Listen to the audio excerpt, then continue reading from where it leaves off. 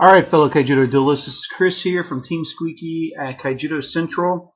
This is a deck tech on a deck that I talked about on my Twitter account that I played a couple weeks back that went 4-0 in the tournament. It's my Water Darkness Nature Control deck that I built. This deck has gone through a lot of builds, a lot of trial and error, a lot of edits here and there. And this is the build where I finally reached where I think it's maybe finalized. I might do a little bit more tweaking depending upon metas and stuff like that. But this is the definite base of where you should start, and you can kind of tweak it based upon what your meta is. A lot of people have played this deck. A lot of people have tested it, given me input here and there. My teammates. I did reach out to Aiden Thorne concerning it just because one of my teammates, as I was testing this deck, was like, hey Chris, you might want to reach out to Aiden as well, just because I was talking to him on TCO and I brought up your deck and he said he was building one. So maybe you guys might be able to sit there and give each other, different ideas, show respect and stuff like that. So I did show the deck to Aiden. He recommended a couple different changes to it. Actually, just 2 cards, now that I'm thinking about it. And then I ended up giving it to Keeper of Graves from Kaijudo Central to play, and he ended up winning his tournament with it. It definitely requires a lot of patience and a lot of thought working through. The deck can solution stuff out with different things, so I would sit there and say never give up with it, just because of the versatility to the deck. But without further ado, let me start with my water here. And I would say this concerning, because I know Aiden posted his report out there with his Water Darkness Nature deck. When me and him talked over Kaijudo Central's PM system, the one thing that we both agreed on was that we both had different end games. While we had some similar cards, we both kind of went in a different direction. I went left, he went right. But yeah. Anyways, so this is my water part of my deck, and we're going to start off with it's a blocker, Cyber Sprite. This just helps me with my early game. The one thing about this deck is that it can be a little susceptible to rush, but it can solution it out with its blockers and with some other stuff. But that is a little bit of its weakness if someone does start off really quick, really fast with a nuts draw. But like I said, it can solution itself out, but that's why I'm running a Cyber Sprite. So, alright. Next, at the 2 drop, we've got more blockers, right? I got 2 refis here. Just continuing to kind of set up some blockers early game for me so that I'm not getting overly hosed by rush decks. So, alright. Next, at the 3 drop, I run 2 Aqua Seneschal. This guy's to help beat down some of the rush as well as give me more draw. Speaking of draw, I do run 3 Logo Scan with inside a deck. Alright, at the 4 drop, I run 2 Rizalka Aqua Chasers. This guy's just to delay, bounce, throw those rush decks back, or there's dragon decks. So to slow them down bit by bit so that I can continue to tempo them out and get to my mid-game, late-game control and just overwhelm them. Alright. Also at the 4 drop, I do run a Crystal Memory. Alright, this allows me to go search out anything within my deck that I could possibly need at that particular point in time. Okay, this is where the deck becomes fun and interesting. I run 3 Bottle of Wishes. This card with this deck can get insane. The one thing that I would recommend when you're playing this deck, because it's 50 cards, and I didn't say at the beginning, and I apologize, but this is a 50 card deck, okay? Know when to cast your Bottle of Wishes, okay? You want your deck thinned out a little bit from your draw, and then obviously I'm running Nature in it, so from your ramp, right? That way you're going to hit something when you absolutely need it, and it's going to be more beneficial to you, okay? It's figuring out when to trigger the bottle, when to play it, is when it becomes most successful. Okay? Alright. And that's pretty much almost in any bottle deck. But with this deck specifically, because it is 50 cards, you want to make sure that you're using it at the right time. Because if you bottle with a lot of cards still in a deck, the chances of you hitting something that you're really looking for is probably minimal at best. Okay? Alright, at the 7 drop for this deck, I do run a 1-of Dragon of Reflections. At one particular point it was a 2.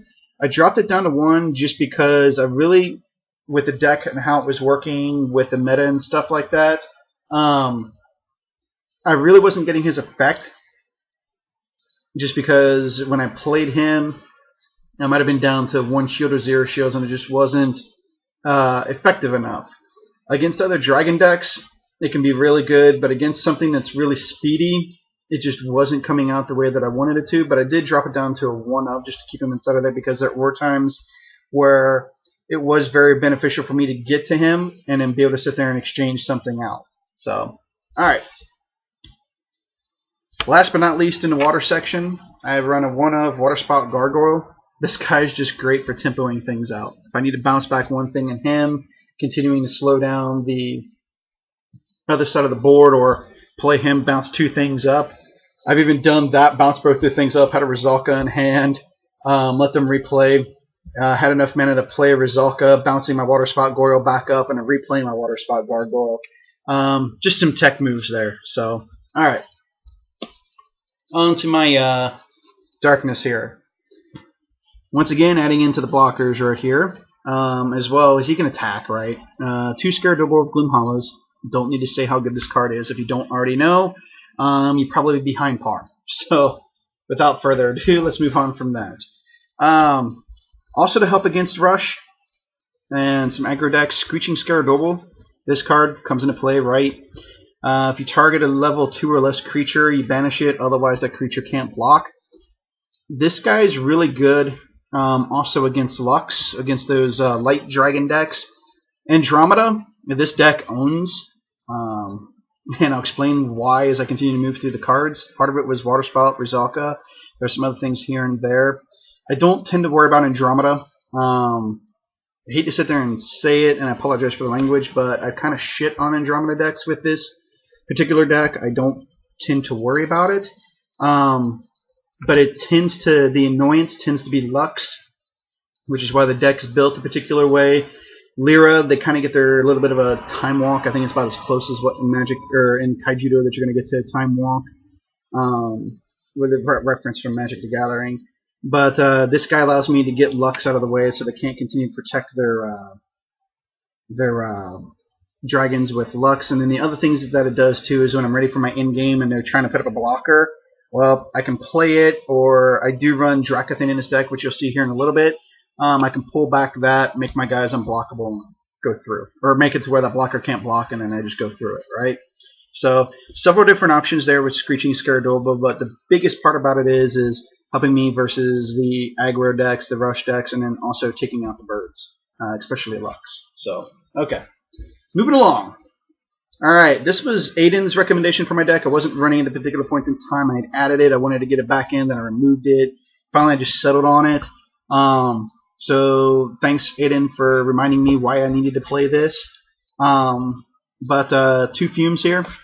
So, great, early game disruption, and then also at the end of the game where I pulled in a Drakathin. If they got a card in hand, well, cool, I'm going to fumes it.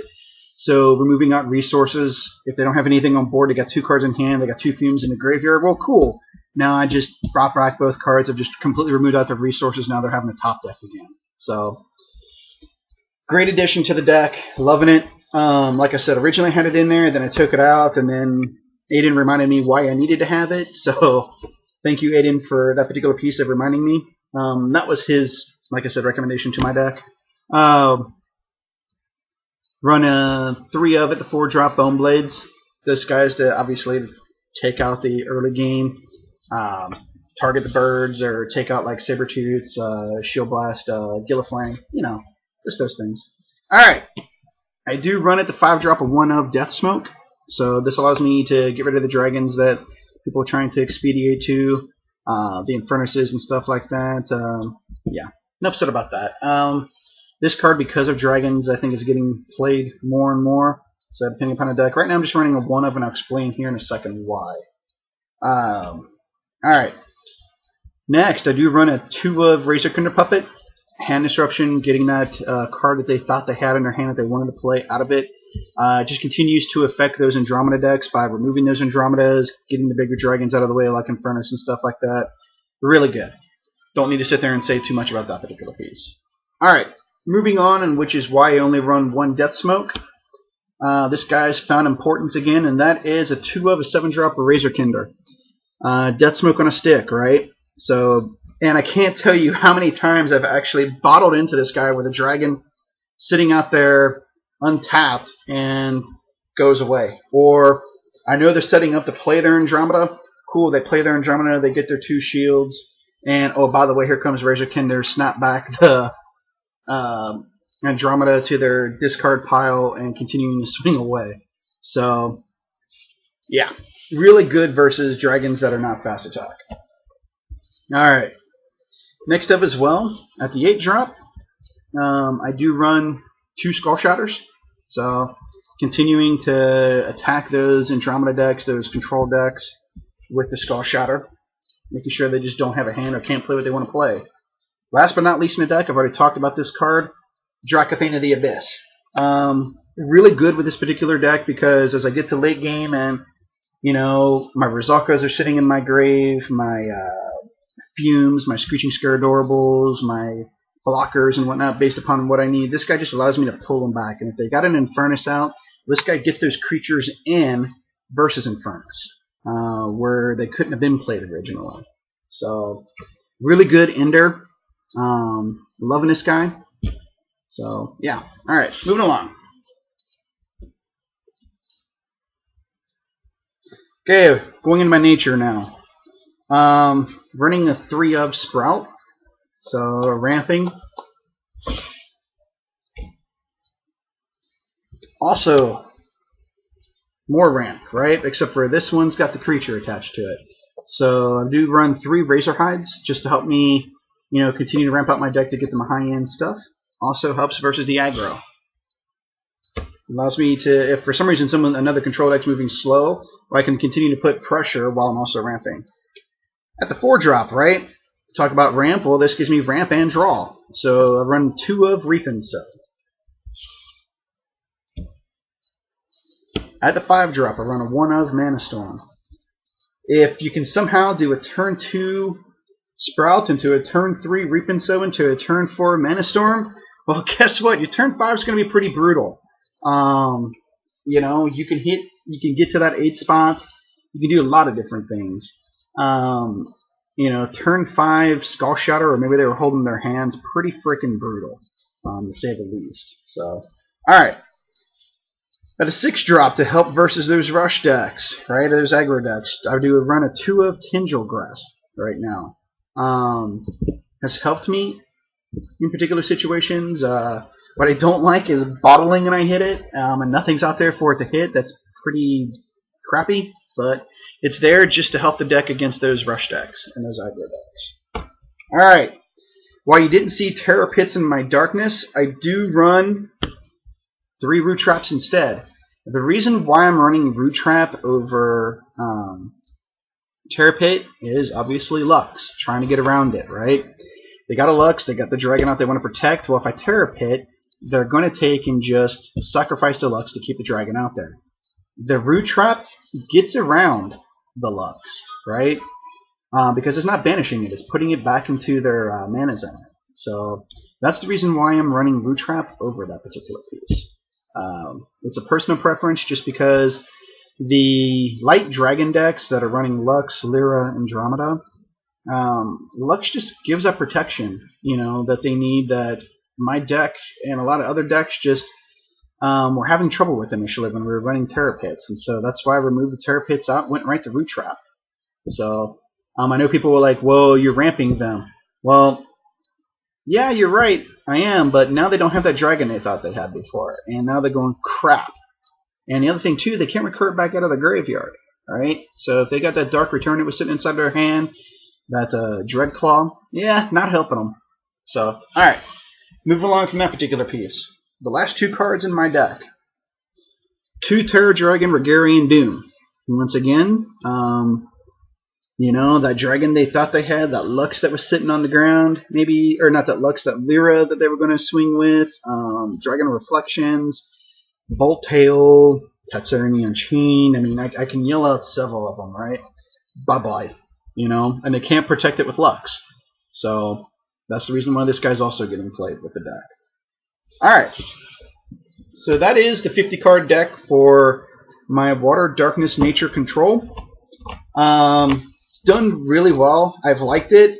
You have, like, it's going to take, I would tell someone who's just picking up the deck and beginning to play it, you need to play it a lot to understand how it's going to work. When I handed it to Keeper of Graves, the one thing that he told me was that, you know, which I already knew because I played it, is that one game the deck can play one way, the next game the deck can play another way, and the next game the deck can play a whole different way. So, and as you play the deck, you're going to notice that, and you're going to have to figure out how to play the deck at that particular point in time with what your hand is. Once you understand that particular piece, then the deck's going to be really good for you. Okay, it does take a lot of thought to work through the deck, but it is a lot of fun. Okay, all right. Anyways, though, this is Chris from Team Squeaky here at Kaijudo Central with my Water, Darkness, Nature Control. Later, everybody.